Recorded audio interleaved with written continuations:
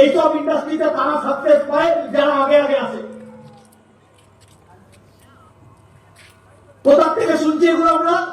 আমাদের কেউ কোনো না কোনো নেগেটিভ মানুষ আমাদের নেগেটিভ দিয়েছে যে এইসব ইন্ডাস্ট্রিতে তারাই সাকসেস পায় যারা একদম প্রথমে 10 বছর আগে যারা এসছে, 20 বছর যারা আগে এসছে।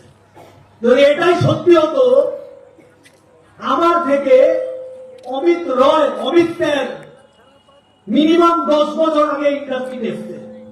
তাহলে 10 বছর আগে এসছে অমিত স্যার, আমি 10 বছর পরে এসছি। তাহলে আমার সাকসেস পাওয়া উচিত ছিল না? পেয়েছি।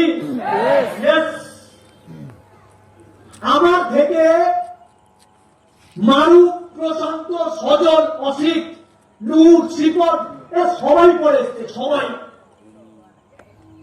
ডিউরেশন মিনিমাম 3-4 বছর পরে এসছে। তো ওদের সাকসেস হয়নি।